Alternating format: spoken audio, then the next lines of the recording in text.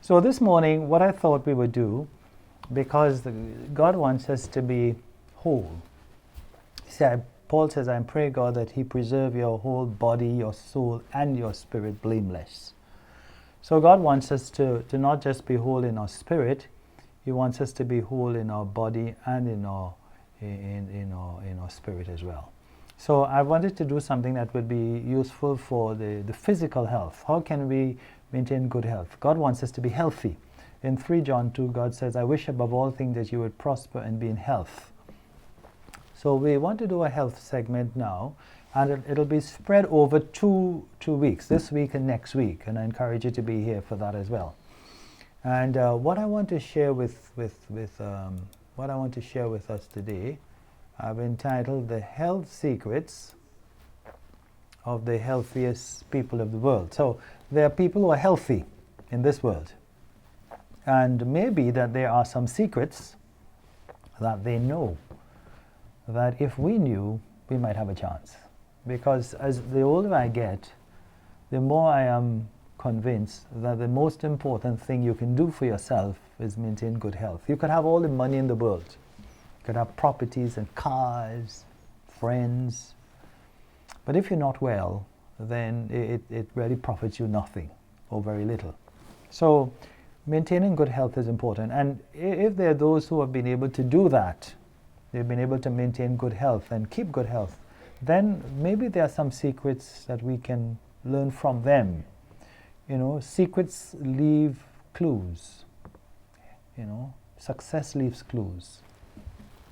So let's see if we can find out what the clue is. So it's not the older you get, the sicker you get. Now that's what standardly said. It says as you get old, the older you get, the more sick you become.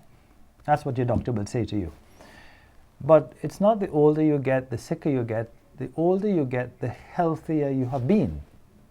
That's from Dr. Thomas Pearls. And he did a lot of studies on centenarians, people who lived over 100 years old. And so he concluded that it's not as you get older you start getting sicker. That's not a requirement. But the healthier you are, the older you would live. So we want to look at some facts about our health. What are some facts about our health? Well, I suppose the good news is that we are living longer than our forebearers did. Now, we are. So if you look at the life expectancy, you go back to the early 20th century, you compare that classical Roman and so on, the average lifespan here was between 20 and 40. If you made it to 40 years old, you did well. You're an old man. That went way back from classical Greek time, way back in the 300 BC, all the way up even to the 20th century. The early part of the 20th century, you see here, where my cursor is, the average lifespan was between 30 and 40. Now the cursor is way up here. The average lifespan is between 70 and 80, and older if you're a female than if you're a male. And if you look at the lifespan by population, the more developed world it is, the longer your life is. You know what I mean? So the red line here represent those who are in the more developed countries, like Australia, for example. America and all the third world countries. Now we're talking pre-COVID. So don't you write me back and say, well, Dr. Espinet, people dying now everywhere. That's true, and we'll talk about that in the next service. But in terms of our life expectancy, in the more developed countries, the life expectancy is higher. So here is the median life expectancy for Australia. It's about 84 years old if you're a female. It's about 80 years, 79 to 80 years if you're a male. In the United States, I know we have people who have joined us from the United States of America. If you look at it, it's about 82 years old on average is the life expectancy in America. But if you go back to the Bible, that's what David spoke about. It's amazing how accurate the Bible is. So David says the days of our lives, this is in Psalm 90 verse 10, the days of our lives are 70 years. And if by reason of strength they are 80 years, yet their boast is not only labor and sorrow. Yet their boast is only labor and sorrow, for it is soon cut off, that means we die, and we fly away. So it's amazing that way back then David, way back in the 800 BC, was talking about the age of man between 70 and 80. So God has got lots of insights. But the big question we ask is it possible that our lifespan and our health span is programmed in our genes? Now, that's two different words. There is lifespan and there is health span. So when you're looking at lifespan has to do how long you live. You live to 80, 100, 110, 120, however long you live. That's your lifespan. The question is, are these programmed? In other words, we have no control over. Well, there is no doubt that there is some genetics of the extremely long living. There's no doubt about it. Genetics plays a part. Here is Jeanette Calment of France, and she lived to be 122 years old. Died in 1997. It's amazing. There must be something genetic going on there. You have Helen Reichardt and her siblings, and they're all centenarians. You'd see them here in the first one where they were young, and you look at them older, they're all over 100, all of them. So that there is definitely a genetic factor to our health. Moily Marcus, 111 years old, with her family, all of who are growing older. So there is no doubt there is a heritable factor in our lifespan.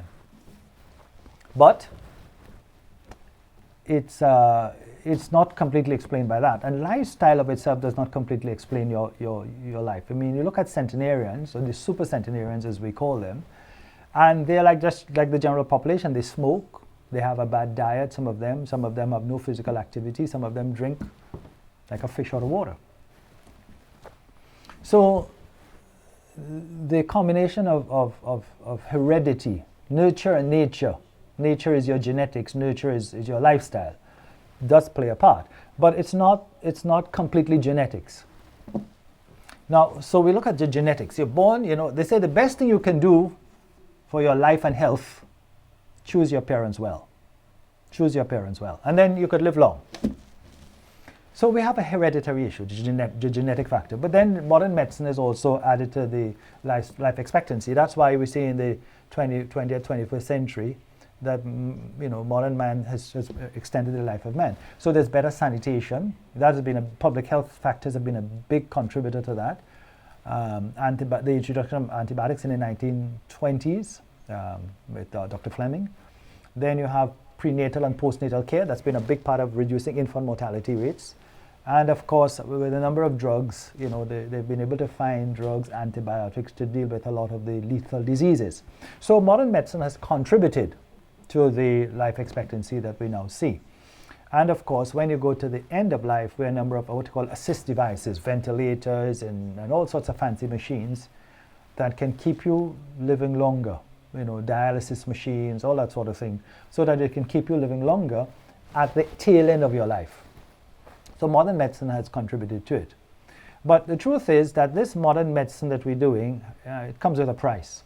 It comes with a price because we have a lot of now what's called disuse syndrome. So we live longer, but our quality of life has gone down.